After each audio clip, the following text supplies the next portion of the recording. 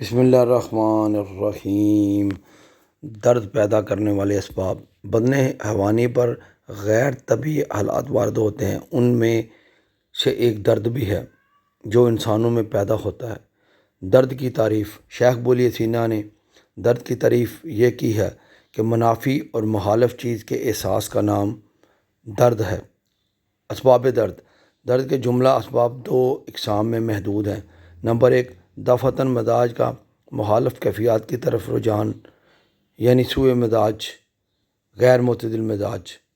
Number دو، اعضاء میں مختلف قسم کا تفرق الاتصال ہونا، یعنی ٹوٹ پھوٹ ہو جانا۔ سوء مزاج مختلف سے ہماری مراد یہ ہے کہ قدرت نے ہر عضو کو اس کی تخلیق کے وقت اسے ایک مخصوص قسم کا مزاج عطا کیا گیا۔ اگر اس مزاج پر کوئی اجنبی یا غیر طبعی مزاج پیدا ہو جائے جو اصلی مزاج سے مختلف ہو، اگر عضو کا مزاج گرم ہے تو سرد ہو جائے، تر ہے تو خشک ہو جائے، تو یہ درد پیدا کرے گا، کیونکہ قوت حس اس کو برابر محسوس کرتی رہتی ہے اور اس محسوس کرنے کا اظہار ہی درد ہے۔ سوء مزاج مستوی اور متفق نہ تو درد پیدا کرتا ہے اور نہ ہی اس کا احساس ہوتا ہے، حالانکہ محسوس کرنے والی چیز کے لیے ضروری ہے کہ وہ محسوس ہونے والی شے سے متاثر اور منفعل ہو۔ لیکن یہاں قاعدہ یہ ہے کہ جسم ایسے اسباب سے قطعاً متاثر اور منفعل نہیں ہوتا جو اس شے میں قائم اور جاگزی ہونے کے ساتھ ساتھ اشیاء کی ذاتی کیفیت میں تبدیلی اور تغیر نہ پیدا کر رہی ہو، بلکہ حساس شے ایسی مخالف اور منافی کیفیت سے متاثر ہوتی ہے جو اس پر وارد ہو کر اس کی حالت طبیعہ کو غیر طبعی حالت میں تبدیل کر دے۔ یہی وجہ ہے کہ مریضان ٹی بی بخار کی سوزش اور حرارت اتنا محسوس نہیں کرتے جتنا کہ ہمہ غب، تیسرے روز آنے والا بخار، اور ہمہ یوم کے مریض محسوس کرتے ہیں۔ حالانکہ ہمہ دق کی حرارت ہمہ یوم اور ہمہ غب سے کہیں زیادہ ہوتی ہے۔ ایسا ہونے کی وجہ یہ ہے کہ ہمہ دق کی حرارت اعضاء کے جوہر میں جاگزی ہو کر اس کی اصلی حرارت کے مطابق بن گئی ہو، لیکن ہمہ غب کی حرارت اعضاء کے جوہر میں مستحکم ہو کر اصلی حرارت جیسی نہیں ہوتی۔ سوء مزاج مستوی اور متفق اعضاء میں آہستہ آہستہ جاگزی اور مستحکم ہوتا ہے، جس کی صرف ایک مثال حالت صحت میں ملتی ہے۔ اس مثال پر غور کیا جائے تو وہ سمجھ میں بھی آ جاتی ہے اور عقل بھی اسے تسلیم کر لیتی ہے۔ مثلاً یہ کہ جب موسم گرما میں کوئی شخص حمام میں داخل ہو کر گرم یا نیم گرم پانی سے غسل کرنے لگے تو اولاً پانی سے سخت نفرت اور تکلیف ہونے کا احساس ہوتا ہے، کیونکہ حمام کے پانی کی کیفیت داخل ہونے والے شخص کے بالکل مخالف اور مضاد ہوتی ہے۔ مگر جوں گرم پانی اور گرم ہوا سے جسم کی سردی زائل ہوتی ہے تو لذت اور خوشی کا احساس ہونے لگتا ہے۔ لیکن یہی شخص جب حمام کے اندر دیر تک بیٹھا رہے تو حمام کی آب و ہوا اور پانی کی حرارت سے اس کے بدن کا درجہ حرارت کہیں زیادہ ہو جاتا ہے۔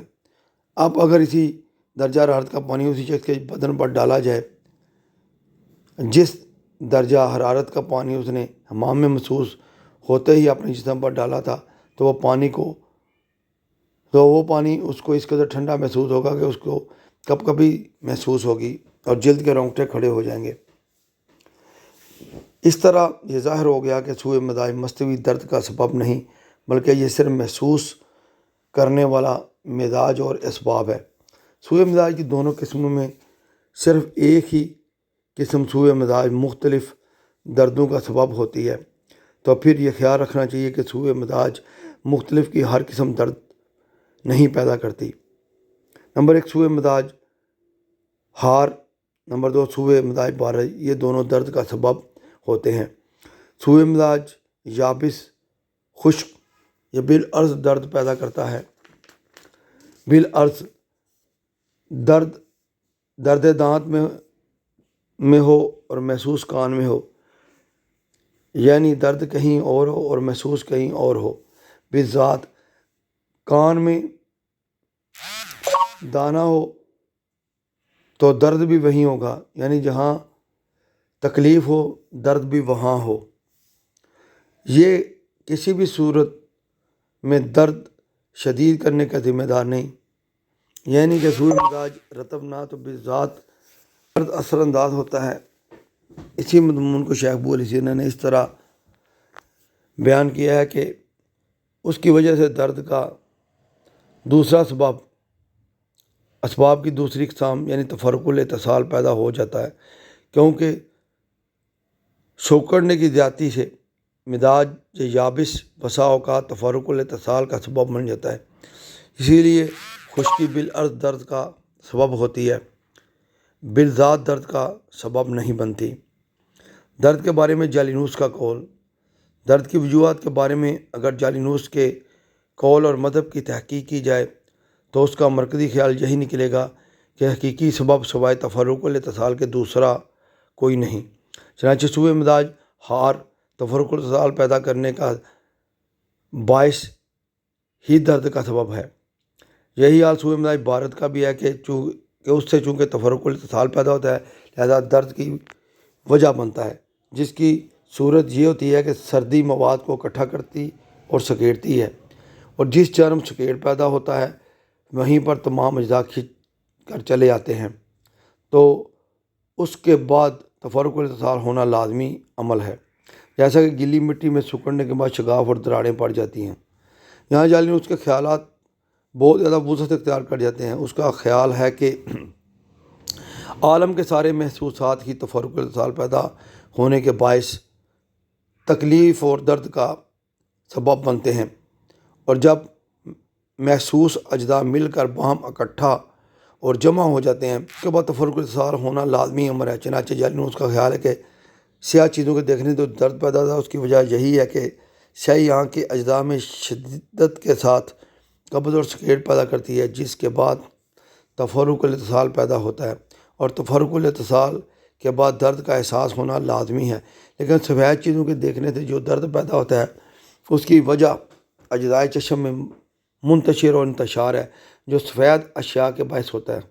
اسی اصول پر چیزیں چکھی جاتی ہیں اور اس سے درد تکلیف ہوتی ہے، تو اس کی وجہ بھی یہی ہے کہ کڑوی، نمکین اور ترش چیزیں اجزائے زبان میں تفرق اتصال پیدا کر کے درد کا باعث بنتی ہیں، اور بکٹی کشیلی اشیاء انتہائی قبض اور سکیڑ پیدا کر کے درد کا باعث بنتی ہیں، کیونکہ قبض اور سکیڑ کے بعد تفرق الاتصال ہونا لازمی امر ہے۔ یہی صورت قوت شامہ میں بھی ہوتی ہے۔ نیز سخت اور کبھی درجہ کی آوازیں بھی اسی وجہ سے تکلیف دیتی ہیں کہ ہوا کی شدت اور کرخت ٹھوکریں جب کان میں داخل ہوتی ہیں اور پردے پر لگتی ہیں تو اس میں تفرق اتصال پیدا کر کے درد کا باعث بنتی ہیں۔ مگر اس بارے میں صحیح اور درست قول یہ ہے کہ مزاج کی تبدیلی سوء مزاج درد پیدا کرنے کا مستقل اور بالذات سبب قرار دیا جائے،